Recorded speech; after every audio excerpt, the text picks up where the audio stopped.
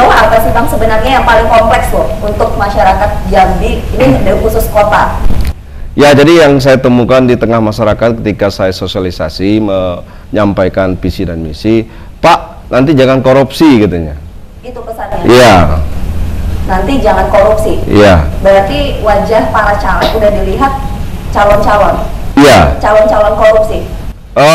Ya pendatang baru kelihatan enggak. Dia yakin. Ya. Yakin. Ya. Ketika Anda nanti duduk itu tidak akan bisa tergeserkan ataupun menginjakan di kaki. Insya Allah saya akan buktikan, karena kami memang sudah sekian lama bermain di ekstra parlementer, artinya teriak-teriak di lapangan bersama Bung Ritas ini. Setiap kami melakukan advokasi tentang persoalan masyarakat, kami sudah terbiasa angkat toa ketika dissenting opini dengan pemerintah, menyuarakan aspirasi rakyat, sudah biasa. Jadi kalau persoalan orang yang melakukan tindakan korupsi ketika amanahnya diberikan oleh rakyat di DPR itu, karena dia disorientasi sebagai pemimpin warga kota Jambi. Kami ini kan pemimpin warga kota Jambi nanti untuk menyambung aspirasi mereka. Oke, Bang Ritas, saya ke Bang Ritas dulu, Bang Asari. Gerindra saat ini lagi rame-ramenya, baik internal maupun juga ke publik. Apakah ini menguntungkan seorang Ritas untuk bisa maju sebagai wakil rakyat untuk DPRD Provinsi Jambi dengan sama pertanyaan tadi, hiruk-pikuk petahana, mungkin gonjang-ganjingnya bisa menjadi rezeki bagi Anda dan teman-teman yang pendatang baru juga? Kalau saya mungkin gini ya, mungkin agak berbeda mungkin ya, karena kembali kita ke masyarakat gitu kan. Jadi kita jangan berharap seperti Bung Asari tadi bicara tentang durian runtuh segala macam. Kita harus lihat level ke masyarakat. Bahwasanya sekarang kayaknya juga seperti turun masyarakat ya, mohon maaf ini sebagian masyarakat. Sebagian besar masyarakat juga ada juga yang berpikiran akal sehat. Ya. Tapi ada juga sebagian besar masyarakat yang tidak mau tahu apakah itu calegnya pernah terlibat korupsi, bekas mantan narapidana. Yang penting mereka ada uang, mereka pilih. Jadi sejauh ini sosialisasi bukan? Saya lebih kurang ada sekitar puluhan titik ya. Jadi 90% itu saya melihat masyarakat masih mempertanyakan Wani Piro. Jadi jangan berharap bahwasanya mau dibawa ini kemana nih Jambi. Jadi sebenarnya masyarakat di bawah ketika Anda ke lapangan bukan oh tidak, kalau yang namanya visi misi itu mereka nggak perlu melihat, karena kita jangan terlalu banyak visi misi, karena kita bukan calon wali kota atau calon gubernur, kita ini hanya sebagai calon legislatif, wakil masyarakat. Jadi kita sebagai DPR, anggota DPR itu tidak terlalu banyak juga seperti tugas seperti wali kota atau gubernur. Kita hanya 3 fungsi anggota DPR, yaitu fungsi pengawasan, budgeter atau pembiayaan, regulasi, terus legislasi, undang-undang atau perda. Jadi jangan memberikan informasi yang salah kepada masyarakat bahwasanya saya akan bangun ini, bangun sekolah ini. Jangan tebak janji, karena itu bukan fungsi sebagai anggota dewan. Kita ini hanya sebagai penyambung lidah masyarakat, fungsi kontrol kepada pemerintah. Baik, Bang Ritas, tadi Anda menyebutkan bahwa masyarakat dominan ini bukan soal pendatang baru atau yang pernah terlibat ini itu, tapi ya itu juga sebenarnya juga berpengaruh ya. Kawan-kawan mungkin juga nasibnya juga mungkin lagi kurang bagus, karena itu akan menurunkan elektabilitas, popularitas mereka, dan itu menguntungkan juga bagi pendatang baru. Ya, tapi yang kita lebih melihat ke bawah itu memang ya mungkin mudah-mudahan ke depan masyarakat lebih paham, lebih mengerti ini loh akibat memilih wakil atau memilih pemimpin yang dari tangan yang tidak benar. Inilah hasilnya gitu. Kepada masyarakat mungkin harus berpikir lagi untuk memilih kandidat atau memilih itu, nggak usah lah pakai Wani Piro segala macam. Jadi kalau terjadi sesuatu kepada pemimpin kita, memang tangan kita ini yang meminta. Oke, tadi Anda menyatakan bahwa banyak masyarakat dominannya mengatakan Wani Piro. Ya. Wani Piro. Benar. Benar. Lalu ya, apakah ini dilakukan diikuti? Saya kalau mereka bicara Wani Piro, itu kan membuat kita jadi apa ya, semacam pemikiran yang sudah tidak baik gitu. Karena ya bukan munafik, kalau membeli suara itu ya nantinya juga mereka akan menjadi kebiasaan ke depannya. Kita harus melatih, merubah paradigma pemikiran masyarakat itu, memilih calon wakil kita itu harus benar-benar orang yang, masa sebanyak itu semuanya nggak ada yang benar kan. Oke, Anda dapil dari Kota Jambi, sebenarnya yang dikeluhkan masyarakat saat ini turun di lapangan apa sih Nah, prioritasnya? jadi begini, kita sebagai wakil rakyat yang mau duduk, seandainya kita bisa duduk di DPR, aspirasi mereka itu yang harus kita tampung, aspirasi mereka itu yang harus kita salurkan. Yang Anda dengar, Anda dapati banyak, apa? Infrastruktur, pendidikan, kesehatan, banyak masih kelemahan kita di situ. Infrastruktur contohnya, kita ini warga Kota Jambi khususnya, lihat saja jalan-jalan, ya kan, yang sudah berapa tahun tidak bisa dioverlay, banyak lubang di tengah jalan, protokol dan inilah fungsi daripada DPR yang duduk di situ, tekan pemerintahnya, gitu kan, dorong pemerintahnya untuk bisa mengucurkan dana, ini jalan tidak layak, gitu kan, itu fungsi kita, sehingga masyarakat juga berpikir bahwasanya mereka nyaman untuk berkendara di dalam kota. Ini dalam kota saja jalannya sudah hancur. Itulah fungsi DPR, ya kan, fungsi pengawasan, fungsi kontrol. Dan kita melihat bahwasanya tahun 2018 itu banyak sekali silpa ya, silpa. Silpa itu bukan keuntungan bagi kita, merugikan masyarakat. Tapi Anda dekat dengan wali kota, ini jalan dalam kota loh. Oh, beda. Beda. Kota itu punya fungsi yaitu jalan kota. Yang dikeluhkan jalan masyarakat? provinsi lain lagi, jalan nasional lain lagi. Oke, yang untuk provinsi, tadi Anda menyebutkan infrastruktur kota, karena ini dapilnya kota. Ya. Lalu yang untuk provinsi, apa? Makanya, fungsi kita di provinsi itu mendorong pemerintah provinsi untuk bisa menjuluk program-program pemerintah pusat, misalnya di Departemen Pekerjaan Umum. Dorong di sana, bisa turun anggaran APBN, karena jalan yang hancur ini banyaklah ada APBN. Contohnya dari Kota Jambi ke Batanghari, ke Sarolangun, itu kan banyak hancur. Kita dorong pemerintahnya. Jadi ini yang harus dilakukan Ini sebagai yang harus wakil rakyat. dilakukan, bukan hanya datang, dengar, diam.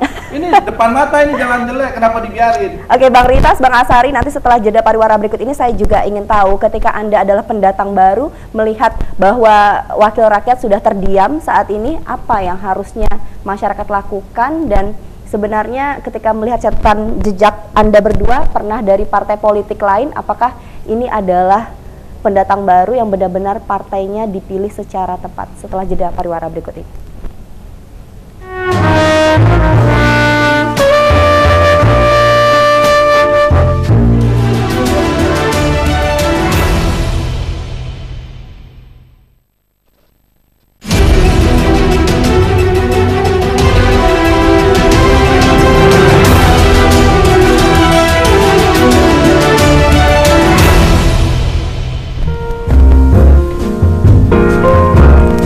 Kembali bersama Anda. Tadi pertanyaan saya pengennya dijawab dengan sejujur-jujurnya ketika saat ini DPRD Provinsi Jambi dipenuhi oleh para tersangka dan juga saksi-saksi yang saat ini kita tidak tahu apakah nanti statusnya ditingkatkan atau seperti apa, tapi mereka juga tidak mengupayakan diri dengan publik mengatakan ya mundur saja. Kalau menurut Anda berdua seperti apa? Bang Ritas dulu.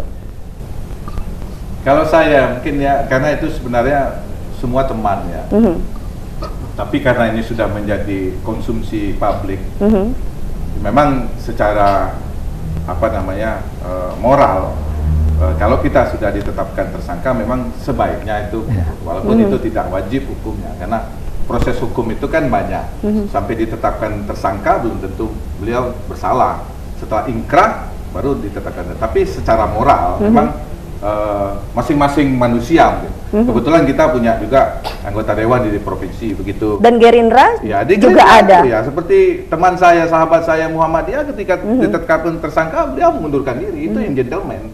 Sehingga masyarakat akan menilai bahwasanya oh inilah kami walaupun mempunyai wakil rakyat mungkin lagi apes seperti itu ya mundur. Jadi ini bisa dikatakan tapi apes. Mundur bukan desakan dari kami karena kami juga bukan PAW-nya gitu kan. Tapi secara moral kalau memang benar-benar terlibat atau tersangka itu sebaiknya mundur, ya kan? Sehingga tidak menimbulkan gejolak yang lebih dalam lagi. Tadi statementnya berarti ini apes? Ya, karena kan lagi apes saja. Ini kan namanya OTT kan, operasi tangkap tangan. Sebenarnya saya tidak tertutup kemungkinan banyak juga yang melakukan hal seperti itu, karena mungkin targetnya mungkin anggota dewan ataupun birokrasi. Ya saya bilang itu apes, saya bilang. Kalau Bang Asari, kalau boleh jujur, di departemen lain itu lebih parah lagi mungkin. Ya, jadi Bang kan Asari? Bu Melani, bangsa kita khususnya Republik Bagian Jambi ini sedang mengalami degradasi moral hebat. Di mana ketika gubernur kita, mantan gubernur Jambi Jola, ditetapkan KPK sebagai status tersangka, saya langsung WA dia. Pak Gubernur sebaiknya mengundurkan diri supaya bisa menjadi contoh dalam edukasi politik kita untuk di Republik Bagian Jambi. Ya Bang, saya akan pertimbangkan.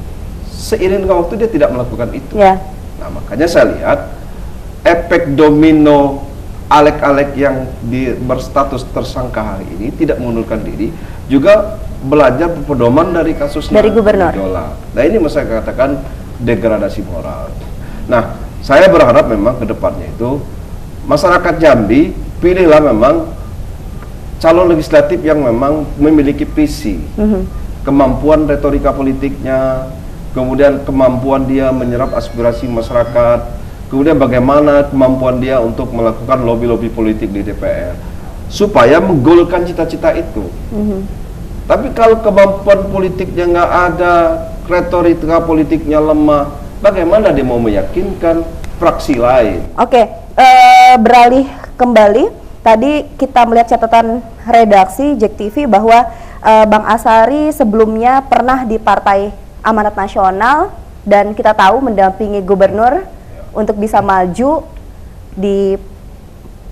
menjadi kepala daerah di Provinsi Jambi, dan Bang Rita sebelumnya pernah di PKPI dan Demokrat. Saya tahu Anda adalah orangnya Pak HBA juga. Apakah dengan perahu partai yang baru-baru ini adalah pilihan yang tepat atau karena sakit hati dengan kebijakan yang sebelumnya ini tidak bisa terbendung? Jadi begini Bu Melani, kalau kami berdua ini kan untuk khususnya kalangan aktivis sudah mengenal lah kami secara pasar.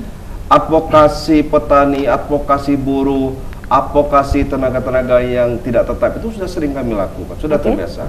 Nah, karena kami ini mungkin dipandang oleh para pengelola partai di Jambi ini adalah kader-kader potensial. Ketika saya dibuang di PAN, saya ditampung di Golkar.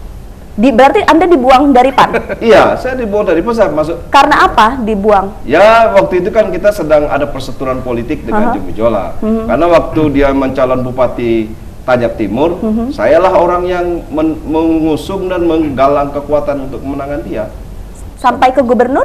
Oh, saya tidak. Tidak. Saya di gubernur itu hanya menonton. Saya awalnya kan mendukung Pak HBA. Berarti pecah kongsi? Iya, ketika dalam perjalanan kami pecah kongsi.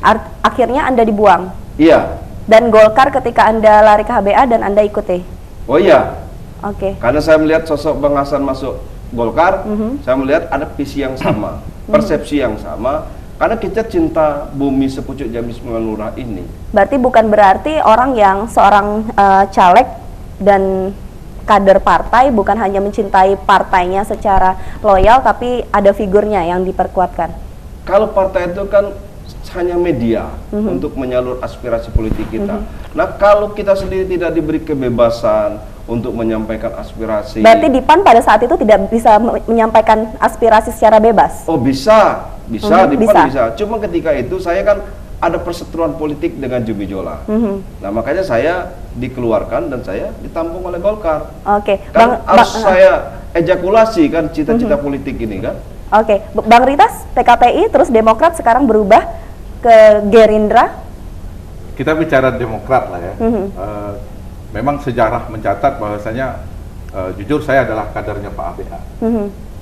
Jadi memang di politik itu loyalitas itu harus kita tunjukkan. Loyalitas pada figur? Pada figur. Bukan partai? Bisa juga. Partai itu seperti dibilang tadi itu hanya apa namanya media saja. Nah, ketika kita loyalitas terhadap pimpinan, ketika pimpinan itu ya ini pribadi masing-masing, ketika pimpinan itu sudah tidak nyaman dan beliau kurang, kita secara pribadi ada juga moral kita ikutin gitu. Jadi ketika Pak HBA tidak menjadi ketua di Demokrat Provinsi Jambi, Anda keluar? Ada beberapa orang kita keluar, karena mungkin di dalam kepemimpinan yang baru mungkin kita tidak bisa connect, karena kita benar-benar orangnya Pak HBA. Berarti Anda itu hanya perasaan kita mungkin. Anda mengundurkan diri, bukan dipecat? Kita mengundurkan diri. Mengundurkan diri waktu itu Pak HBA belum mau berpolitik, karena saya juga masih muda dan ingin berkiprah di dunia politik. Saya harus menentukan partai mana yang harus saya masukkan. Nah, masuklah saya di Gerindra waktu itu, karena saya melihat sosok Pak Prabowo waktu itu memang untuk 2019 ini mungkin mudah-mudahan beliau bisa menjadi presiden ya. Makanya kita memilih partai itu, saya jujur harus pintar-pintar memilih. Ya kan, jangan masuk ke gerbong atau mobil yang mogok, sudah mogok banyak kempes, itu nggak benar. Oke, berarti dengan kepemimpinan Demokrat Provinsi Jambi saat ini mogok? Saya bukan bilang Demokratnya yang mogok. Setelah keluar dari Demokrat, memilih partai yang akan kita pilih itu harus benar-benar, ya nggak mungkin lagi saya balik ke Demokrat kan. Saya juga harus memilih ini partai mana, kecuali Demokrat saya juga keluar. Saya harus memilih partai yang bisa membawa saya bisa ke depan lebih baik lagi. Saya melihat di situ ada Gerindra. Sebenarnya kan Bu Malani, ini kan transformasi politik. Biasa lah itu. Biasa itu ya? Biasa. Di Jakarta juga begitu. Jadi tidak ada ukurannya lagi. Ideologi partai itu mesti linear dengan persepsi politiknya berbeda. Sekarang itu bagaimana cita-cita politik kita ini bisa disalurkan. Nah kalau partainya sendiri membuang kita kader yang potensial ini, kan tidak mungkin kita menyalurkan cita-cita politik di ekstra parlementer. Itu udah selesai di tahapan kami. Karena waktu mahasiswa dulu, aku di tiap hari demo. Partainya tidak salah, Bu. Partainya tidak salah. Cuma di dalam kepengurusan di dalam partai itu yang membuat kita memang harus pintar-pintar bermain di situ, membaca di situ. Ya karena kan tidak semuanya di dalam partai itu yang suka sama kita. Kan ini kan persaingan sehat antara persaingan sehat dan persaingan tidak sehat. Di sini harus kita pintar untuk melihat itu. Oke, Pak Nafarin, komentar Anda Pak terkait hal ini Pak. Ini adalah dua orang yang kita hadirkan, benar-benar orang yang banyak menelurkan para petinggi di Provinsi Jambi. Kita tahu berdua ini adalah sosok pemuda yang juga sering berorasi di mana-mana. Kita mengetahui hal itu. Kalau menurut Anda? Ya, ini terjadi konsekuensi daripada yang pertama, karena ideologi itu sudah mati dalam ranah politik. Itu penyebab pertama. Kemudian penyebab yang kedua karena sistem pemilu kita ini yang proporsional terbuka. Ya, ini juga mengakibatkan orang memilih sekarang ini figur, bukan lagi memilih partai. Figur yang dipilih. Figur yang dipilih yang orang, lebih kuat ya. Figur yang dipilih, bukan partai. Kalau dulu orang milih partai dulu, ya, karena ideologinya kuat. Ya. Sekarang orang tidak melihat, apalagi melihat partai dulu, tetapi figurnya dulu. Nah, inilah yang saya katakan, mohon maaf kepada caleg-caleg ini. Ya, jadi saya mengatakan politikus yang menjadi caleg-caleg sekarang ini, ya, saya analogikan sebagai politikus bukan ideolog tapi partisan. Partisan. Nah, partisan. Kenapa partisan? Kalau ideolog, ya, dia akan memperjuangkan partainya. Ya. Kemudian yang kedua, dia akan memperjuangkan nilai-nilai ideologi dan nilai-nilai perjuangan. Ya. Tetapi sekarang kan tidak. Bagaimana cita-cita dia pribadi ini bisa goal dulu. Ya. Ini yang saya lihat. Ya, jadi ada semacam kemunduran lah dengan sistem sekarang ini. Jadi kalau menurut hemat saya, ya, terjadinya konflik-konflik di internal partai ini akibatnya, ya, karena kalau sistem distrik yang diterapkan, ya, tidak akan terjadi demikian, karena yang mereka perjuangkan itu adalah partainya. Oke, ya, berarti karena dengan adanya lutupan-lutupan internal ini yang mengakibatkan banyak yang pindah sana sini, ya, Pak? Iya, dan pindah sana sini juga partai yang menerima tidak memberikan semacam istilahnya itu, mereka yang baru masuk ini langsung diberikan kesempatan menjadi caleg. Tetapi kalau menurut pandangan saya, dia harus berinteraksi dulu di partai barunya itu. Jadi istilah saya itu dia integrasi dulu lah, menyatu dulu dengan partai itu. Jadi ada kelemahan di sistem di partai-partai kita yang ada sekarang ini. Mereka tidak punya daftar urutan keanggotaan. Ya, jadi kalau di ASN itu ada yang disebut dengan DUK. Ya, jadi DUK itu daftar urutan kepangkatan. Ya, saya plesetkan, saya ganti istilah itu menjadi daftar urutan keanggotaan. Jadi ada siapa yang akan dipromosikan untuk menjadi caleg segala macam dilihat dari daftar urutan keanggotaan, loyalitasnya, lamanya dia di partai itu, supaya tidak terjadi seperti ini. Mungkin yang baru, ya, tidak ada masalah, tetapi yang lama melihat yang baru yang muncul, mereka akan wah. Oke, nanti akan kita lanjutkan. Saya juga pengen tahu dengan komentarnya dari Bang Asari dan Bang Ritas atas tadi pengamatan dari Pak Nafarin Karim, karena kita juga akan tanyakan, udah berapa lama sih masuk partai ini? Gitu ya, setelah jeda pariwara berikut ini. Waduh,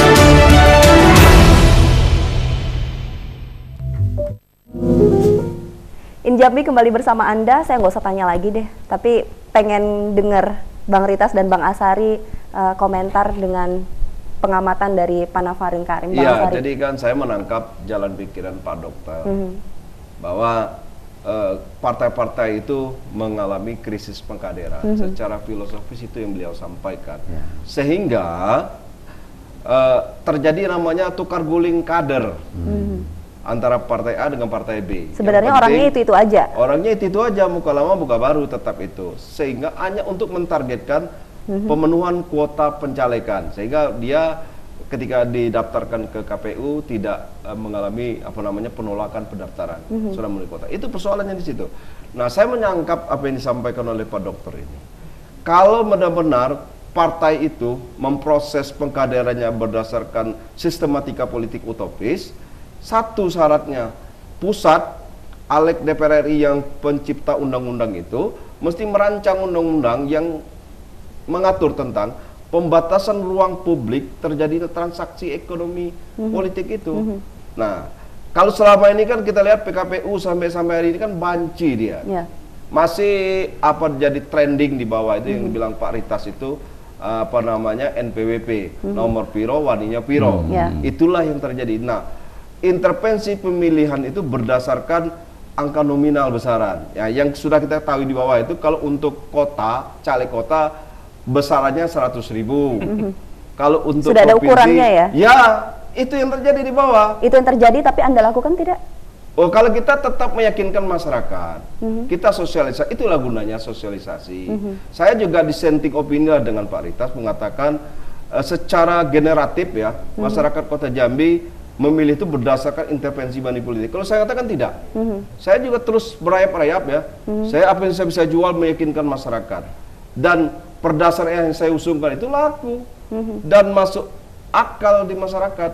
Berarti Anda tidak menemui banyaknya wani piro? Oh enggak, saya tidak menemukan itu. Berbanding terbalik dengan Bang Ritas? Berbanding terbalik dengan pemikiran Pak Ritas. Ya mungkin karena mungkin paradok. Ya kan? Ini kan kalau saya ini berbeda karena saya sudah 3 kali nyalek. Sudah 3 kali nyalek, itu dirasakan terus, didapati. Dirasakan. Mau kita sampai bubui mulut kita, kalau tidak NPWP tadi nggak bakal. Nanti Bung Azari akan merasakan itu nanti. Saya punya trik ya mungkin ya untuk mengeliminir NPWP tadi. Ya. Jadi caleg-caleg ini idealnya kalau dia ingin mencalonkan diri jauh-jauh hari dia sudah persiapkan. Ya, investasinya jauh-jauh hari. Misal 5 tahun sebelumnya dia mau maju, dia sudah rencanakan ini. Dia tidak memberikan istilah saya itu memberikan dalam bentuk bantuan yang besar dalam bentuk money politik, tetapi investasi misalnya ya kebutuhan masyarakat itu ya, misalnya perlu pupuk, kita berikan bantuan pupuk, bibit misalnya ya, bibit ternak misalnya kita berikan bantuan, misalnya anak kambing, anak ayam misalnya ya, sehingga itu jauh-jauh hari ini pernah diterapkan ada salah satu bupati menerapkan demikian. Ketika dia maju lagi dia tidak mengeluarkan kos yang besar, karena dia investasi sudah jauh-jauh hari. Investasi jangka 5 tahun kemudian kan orang ingat investasinya akan berkembang kan. Jadi baik, itu ya dimaksud. Tunggu dulu, kita mau dengar Bang Ritas dulu, Bang Asari komentarnya tadi yang pernyataan sebelumnya di segmen sebelumnya oleh Pak Nafarin Karim seperti apa? Gitu. Yang mana?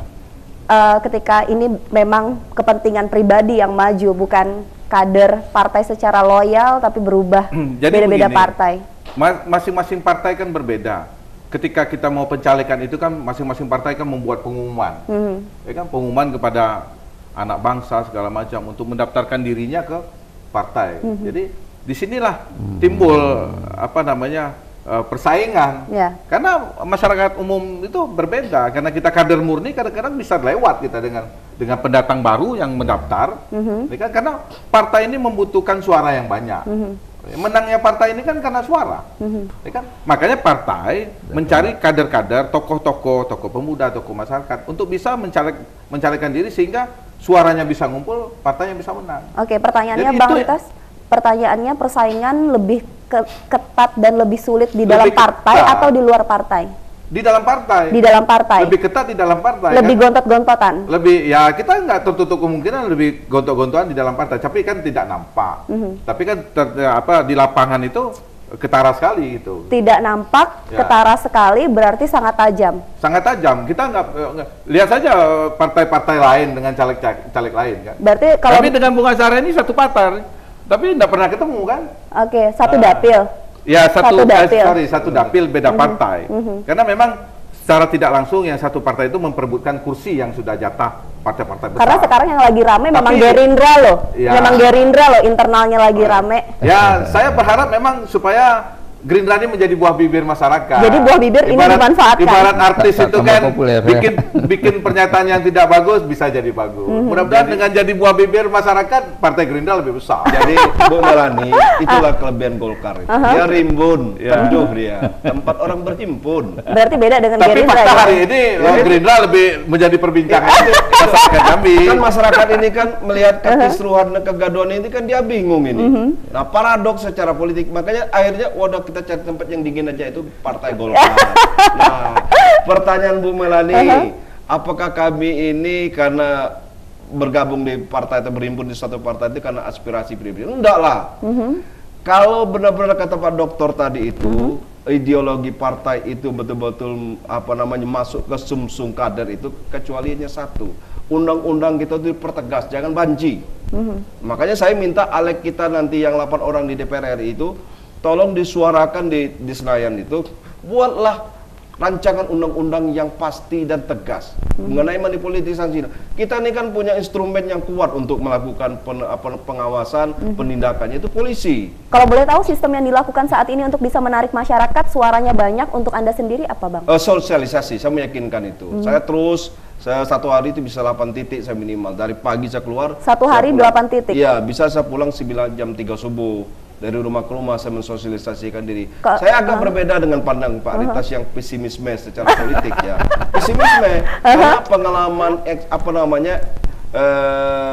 empirisnya, lalu dia mengeneralistifkan berpikirnya masyarakat. Maksud saya bukan pesimis. Saya berbeda gitu.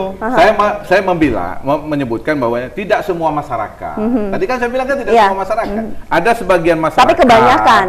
Kebanyakan dari sekian titik. Kalau sosialisasi kita juga sosialisasi. Satu hari berapa titik sih kalau Bang Ritas? Kalau saya mungkin karena mungkin Gerindra sudah terkenal ya, cukup 5 kali lah. Itu Nggak, berbeda ada. Bu Melani. Just Jadi kidding aja. ini Kurang. sebenarnya Bu Melani.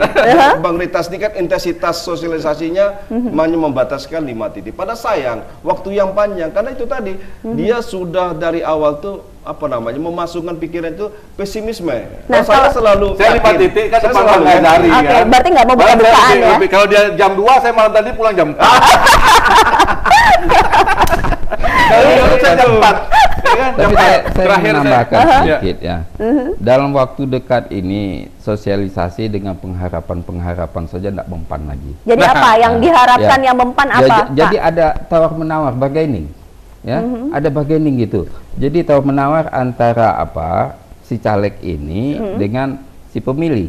Ada tawar-menawar gitu. Tawar-menawar, janji, Di samping janji, tetapi yang realnya ya apa yang bisa dibantu. tapi kalau pada misalnya saat itu? masyarakat tidak tahu Ini membeda jangka Pak pendek Dokter, ini ya. Pak Nafarin, Saya- ini masyarakat Ah. kalau misalnya dijanji-janjikan suka banget, padahal ini adalah wakil rakyat yang mengaspirasikan, bukan menjadi wali kota, bukan menjadi gubernur yang bisa mengimplementasikan. Jadi Ya. gini Bu Melani. Itulah yang Ya. saya bilang tadi. Gimana? Iya, iya. Yang saya bilang tadi, kita jangan menutup-nutupin bahwa ini yang sudah terjadi di masyarakat. Saya bicara di sini supaya masyarakat yang tadi yang saya bilang tadi, supaya merubah pola pikirnya, paradigma, bahwa tidak perlu lagi yang namanya transaksional itu. Jadi Bu Melani Maksud begini, saya. saya ini kan beragama Islam ya, saya yakin tuh. Di Al-Quran itu himpunan semua itu namanya surat Latal Hatab, lemah lembut. Nah, saya seperti saya inilah, kalau saya mau pendekatan dengan Bu Melani menjadi pacar istri saya bisa. Setiap hari saya WA, apa kabar, pagi, siang, malam, pasti Bu Melani jatuh cinta sama saya kan?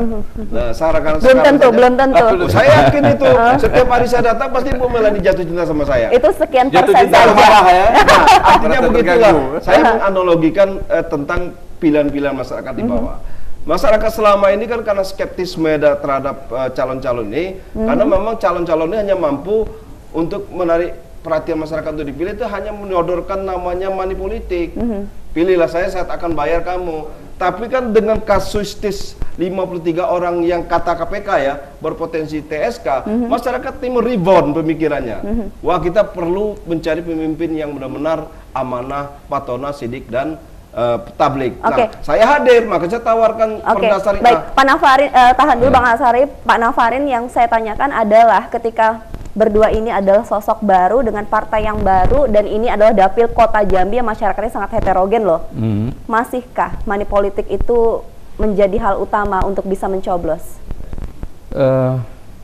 Jadi kalau program-program yang ditawarkannya ya ke depan ini dia bisa merasionalkan pemilih-pemilih, saya kira money politik ini bisa dieliminir, ya bisa dieliminir.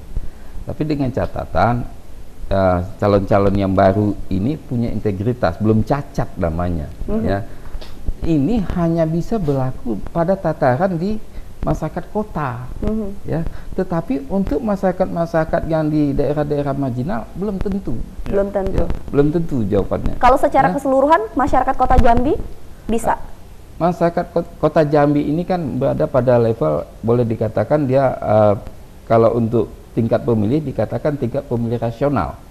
Itu dilihat dari tingkat pendidikan, indikatornya tingkat pendidikannya.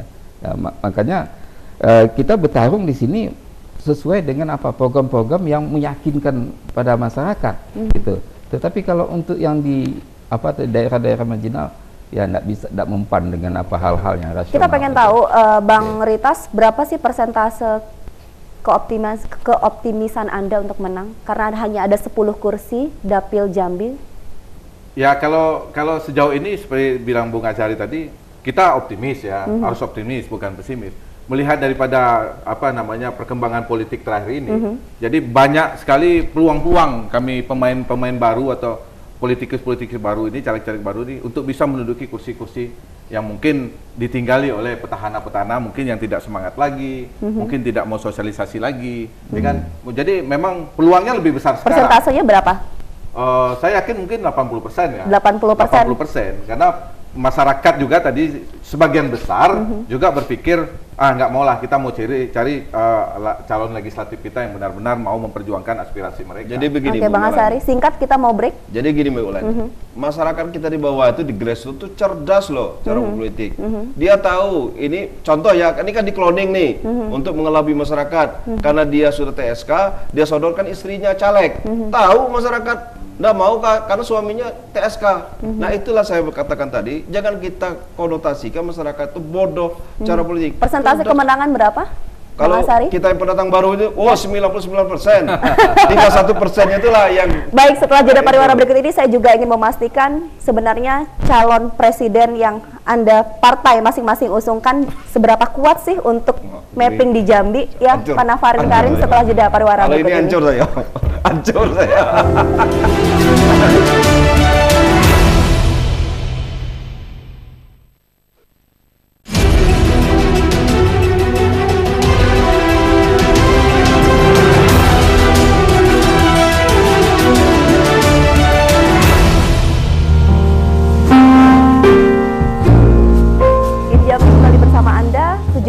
Bentar lagi, ketika sekarang demokrasinya di strukturalnya lebih dikomplekskan, diatur, caleg-caleg harus menguatkan, dari dulu sih sebenarnya caleg harus menguatkan presiden, calon presiden dan wakil presiden. Keoptimisan dari 01 dan 02 itu seperti apa sih untuk Provinsi Jambi?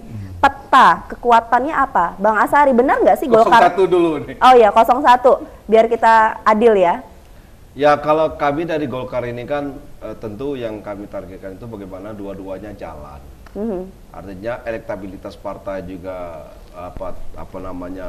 meroket, sehingga kami bisa targetkan untuk Kota Jambi ini 2 kursi, dan kami targetkan juga Golkar pemenang pemilu di Provinsi Jambi. Itu targetnya? Iya. Kalau untuk presiden? Ya mudah-mudahan mengikuti itu. Yakin semua kader Golkar ini tetap mendukung nomor 1? Saya kan tidak bisa mampu untuk menerjemahkan itu, tapi instruksi partai kan sudah jelas, karena partai kami mendukung kan. Instruksi memang jelas, tapi belum tentu kalau secara pribadi suaranya kemana. Nah itu kan tinggal nanti dilihat bagaimana hasil pemilihannya. Kalau kami fokusnya itu bagaimana untuk diri saya, kan saya caleg. Saya bagaimana saya menang. Saya tidak mikir lain dulu. Berarti sosialisasi dilakukan secara pribadi tidak menguntungkan untuk petinggi? Semua partai juga begitulah. Semua Yakin? partai. Iya, dia kan bagaimana menang dulu untuk perolehan kursi. Sedangkan kita mengurus diri kita sendiri tidak mampu, bagaimana kita membawa orang lain? Berarti caleg tetap mengurusi diri sendiri, belum tentu mengurusi untuk Kalau kepentingan secara keseluruhannya begitu yang saya lihat. Oke, kalau Bang Ritas? Kalau saya mungkin ya, saya bangga lah sebagai kader Gerindra maupun caleg dari Gerindra, dan saya optimis bahwa memang saatnya memang Prabowo pada saat ini memang levelnya jauh, apalagi di kota Jambi ya. Beberapa kali saya turun, Bapak dari mana? Dari Gerindra. Oh, Pak Prabowo. Oh ya, Pak, silakan masuk, gitu kan. Artinya beberapa kali saya turun, 100% saya turun, itu menginginkan Bapak Prabowo. Makanya saya agak lebih ringan langkahnya ya. Lebih ringan. Jangan marah dulu. Artinya lebih ringan. Saya turun ke pasar, begitu saya lihat ada gambar Prabowo, mereka open. Mereka, jadi kami kader Gerindra bukan ringan, artinya tidak terlalu berat sih untuk memoles. Kami adalah kader dari Pak Prabowo itu mengikutin itu. Berarti sosialisasi caleg ini juga justru mengusung. sosialisasi caleg itu lebih ringan karena Prabowo-nya lebih keren, lebih apa namanya, lebih Saya juga elektabilitas yakin ya. lah, Bung Ritas ini tidak pernah lah misalnya capres. Dia menjauh diri ini. Kenapa saya berjalan sendiri? Karena capresnya memang sudah lebih elektabilitas. Kalau untuk Provinsi Jambi, untuk Kota Jambi juga petanya gimana sih untuk 0102? Nah, ya versinya mungkin beda-beda nih. Kalau Anda melihat Bang Asari. Kalau kami kan dari kata Golkar kan meyakini itu instruksi partai insya Allah berbarengan dengan targetnya berapa persen sih? Kalau kita ya jadi pemenang pemilu lah, mungkin kita di atas. Tapi Jokowi tidak berani ya 70% ya. Makanya saya katakan tadi, masyarakat sudah tahu siapa yang mau dipilih 01 atau 02, udah tahu dia. Sekarang ini saya menjual diri saya dulu. Oke, berarti nggak jual presiden ya? Ya presiden kan tergantung kebutuhan masyarakat. Kalau umpamanya saya sosialisasi, yang jelas zona itu maunya kontra dengan 01, nggak mungkin kalau saya masuk. Takut padahal di situ mau memilih saya. Jadi makanya saya harus sosialisasi diri saya dulu. Kalau Bang Ritas berapa Kalau persen? saya lebih yakin karena pernah menjadi ketua pelaksana kedatangan Sandiaga Uno, saya merasakan memang luar biasa antusias masyarakat. Animonya lebih tinggi. Ya, berbeda ketika kita pilwaku atau pilgub mendatangkan massa itu menggunakan transport ya. Tapi ketika kita mengadakan acara sebesar kemarin yang 6 titik kita adakan pada sana, itu satu pun kita tidak bayar. Kalau yang ini memang masyarakat yang memang berbondong-bondong datang, dan saya yakin itu Fata Morgana, Fata Morgana saya itu. yakin gitu kan. Saya yakin kalau Bung Ritas pastilah ketika dia beda dengan 01 umpamanya dia karena petahana jadi bisa memfasilitasi. Berarti lebih gampang kalau oposisi yang bicara. Lebih Oke, Pak Nafarin. Ya, Pak Nafarin gimana Pak? Oke, stop dulu. Fasilitas negara. Ya, stop dulu. Stop dulu. Ya, Oke, kita baik. berdasarkan hasil survei ya, hasil survei Kompas, ya itu menunjukkan bahwa di Sumatera ini besar kemungkinan Prabowo yang menang. 02. Ya, 02. Ya. Itu untuk Sumatera? Ya, untuk Sumatera, include Jambi. Include Jambi. Ya, include Jambi. Tapi dengan asumsi, ya, partai-partai pendukung ini, yang koalisinya ini betul-betul solid gitu loh, ya. Bisa saja jadi menurun karena ketidaksolidan ego untuk memperjuangkan kepentingan pribadi yang pandangan lebih Anda Pak, kepentingan pribadinya lebih kuat dan tidak menyolidkan partai untuk bisa memenangkan pilpres? Itu tadi yang saya katakan bahwa caleg-caleg ini saya analogikan ya sebagai politikus yang partisan tadi, ya politikus yang partisan. Bukan ideologi. Iya, bukan ideologi. Tapi sekarang ya. Jadi ini masyarakat bisa terabaikan loh, ya untuk memenangkan hal yang lebih besar lagi bisa terabaikan. Oke. Ya. Ini menurut pandangan saya. Tapi kalau menurut Anda Pak, sebentar, ya. Hingga 17 April masih kuatkah untuk 02 di Jambi? Saya kira masih, ya, Oke, masih, itu pandangan ya. Anda. Tapi agak berkurang sedikit karena soliditas tadi agak karena Gerindra ada masalah internal. Detik apa ini terjadi, saya kira akan bisa jadi berkurang. Ya. Gimana Bang Asari? Dengan kesungguhan Pak Wali Kota kami ini, Ketua Harian Golkar ini kan frontir dia ya, berjuang untuk 01. Saya yakin bergerak naik ini, menang mudah-mudahan ini. Tapi ini yakin ya seluruh kadernya juga mengusung nomor Ya satu, karena mendukung. kan 01, 02 masing-masing sudah punya Tapi supporter. balihonya nggak pakai gambar presiden ya. Ini bahasa tubuh sebenarnya. Kalau kita pede, masa. Berarti ini 01. Jadi yang solid itu, Aha. kalau partainya kurang solid, tapi masyarakatnya yang sulit untuk memilih Prabowo. Nah, kalau ditanya ketika sebentar lagi tanggal 17 April mendekati, sebenarnya apa fokus yang dilakukan oleh masing-masing caleg untuk bisa menarik simpati dari masyarakat? Kalau saya Bu Melani, yaitu menjual perda syariah, yaitu jaminan berhijab, kemudian bagaimana program Tahfiz Al-Quran di masjid-masjid itu bisa kita hidupkan kembali sehingga kita mampu minimalisir paparan narkoba ini. Ini yang sudah dijual. begitu masif ya di tengah masyarakat. Hanya itu solusinya. Maka saya jual. Nah, makanya keyakinan itu saya yakin masyarakat memilih saya. Karena ketika saya diskusi dengan mereka, harapan mereka itu adalah frustasi sosial. Yaitu anaknya kena terpapar narkoba, kemudian keluarganya mengalami persekusi sosial di mana anaknya dilarang memakai hijab, kemudian bagaimana anaknya juga dibatasi untuk melaksanakan keyakinan, melaksanakan ibadah sholat di supermarket dan sebagainya. Nah, berdasarkan seruan perda syariah saya ini, Wali Kota Jambi terinspirasi. Dia keluarkanlah surat edaran tanggal 7 Januari 2019 bahwa Wali Kota menegaskan kepada seluruh aktivitas ekonomi di Kota Jambi tidak boleh melakukan persekusi diskriminasi terhadap muslimah menggunakan hijab. Ini yang dijual. Ya, dan itu saya pernah sosialisasi di Mayang. Ketika itu audien saya itu pegawai Jamtos. Dia langsung salam saya, "Pak, kami sekarang sudah bebas, Pak. Tidak lagi dilarang melaksanakan sholat maghrib. Kemudian muslimah kami berkaitan ke hijab." Dan itu kan seruan dari perdasar yang saya gaungkan itu. Saya yakin apa perintah agama itu? Ya ayyuhallazi insansurullah yansurkum.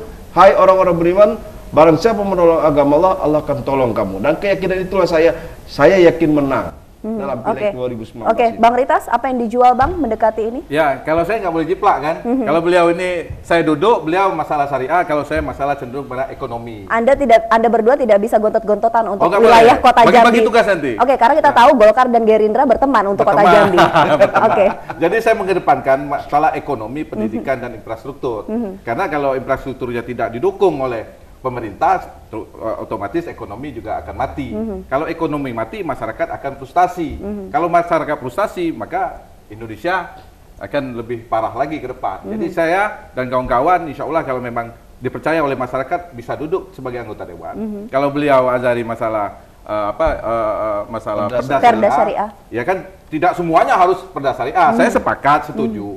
Tapi kan tidak semuanya perda syariah, tapi kan perlu juga ekonomi, pendidikan, infrastruktur. Itu harus didorong pada pemerintah. Jangan lagi ada silpa yang berlebihan sehingga ini ingat ya, kalau silpa berlebihan berarti pemerintah tidak mampu untuk membelanjakan uangnya. Kalau pemerintah tidak mampu untuk membelanjakan uangnya, berarti masyarakat tidak bisa memanfaatkan keuntungan daripada pembangunan. Banyak tukang yang nganggur, banyak toko besi yang tidak laku, banyak tukang batu bata yang tidak bisa dijual. Ekonomi semua akan hancur. Ini yang dijual. Iya, ini yang harus dijual, mendorong pemerintah agar bisa mendapatkan anggaran atau APBD atau PAD daripada pemerintah itu bisa meningkat. Kalau kemarin tahun 2018 malah menurun. Ya. Kalau nggak salah 0,1%. Itu berarti tidak bagus. Mereka harus tingkatkan terus sehingga pembangunan di sektor infrastruktur segala macam itu semua akan hidup. Ya kan hidupnya ekonomi ini akibat pembangunan yang benar-benar terjadi. Kalau sekarang kan banyak stuck ini.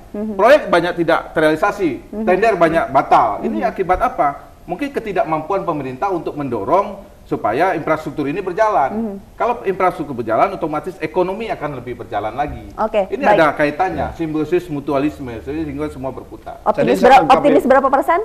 Kita waktunya udah habis. Optimis berapa Kalau saya persen? 99% saya yakin terpilih. 99%. Bang Ritas? Ya 80% udah bisa duduk. 80% sudah bisa duduk. Pak Nafarin, singkatnya Pak untuk bisa mengakhiri jumpa kita In Jambi malam hari ini, Pak. Jadi melihat kondisi perpolitikan kita sekarang ini, di masa yang akan datang perlu kita pertimbangkan lagi lah sistem distrik itu. Jadi sistem distrik kita yang kita terapkan di masa yang akan datang, ini rekomendasi saya ya, tidak sistem distrik murni, tetapi sistem distrik seperti yang di DPD itu, sistem distrik istilah itu, sistem distrik lupa saya, sistem distrik yang dimodifikasi, ya, sistem distrik yang dimodifikasi. Misalnya satu distrik itu yang dipilih 4 orang, ya, kalau di DPD. Nah, kita terapkan untuk satu kelurahan itu kita anggap kelurahan, jangan kecamatan. Ya. Kelurahan itu kita anggap distrik. Satu distrik itu yang akan dipilih 4 orang gitu, ya. Kenapa saya menganjurkan kepada sistem distrik ini? Karena untuk menguatkan lagi ya partai-partai kita ini supaya lebih idealismenya lebih terangkat lagi. Jadi bukan hanya untuk kepentingan pribadi Bukan saja. untuk kepentingan pribadi lagi. Jadi akan muncullah politikus-politikus yang ideolog. Oke. Ya, itu dengan sistem distrik. Oke, singkat Oke, dengan saya satu tawarkan. kalimat mungkin untuk mengakhiri kita juga, Bang Asari, seberapa greget sih masyarakat harus milih Anda? Satu kalimat saja, singkat. Oh ya, jadi masyarakat Jambi sekarang merindukan yang namanya tidak hanya membangun secara infrastruktur, tapi membangun yang namanya moralitas. Nah, jawaban moralitas itu adalah dengan Perda Syariah. Perda Syariah yang saya serukan ini bukan untuk menjadikan Jambi ini menjadi negara Islam, bukan. Perda Syariah yang kumaksudkan itu mengatur dan menjamin umat Islam ini tidak mengalami diskriminasi sosial ketika dia melaksanakan keyakinannya. Muslimah pokoknya dia bercadar, tidak dilarangi persekusi sosial. Lebih dari satu kalimat kita ambil kesimpulan Perda Syariah, seberapa greget Bang harus pilih Anda? Supaya masyarakat kota Jambi ini lebih baik, ya pilihlah Gerindra dan kader-kader Gerindra. Terima kasih Bang Ritas, Bang Asari, dan Pak Ya, Nafarin Karim. Gokil. Selamat malam dan Nomor sampai 10. jumpa. Ya. Nomor 10. Tangkapan Mas. Itu. Ini tidak perlu mengeluarkan biaya ya. Iya. Langsung promosi juga dua-dua.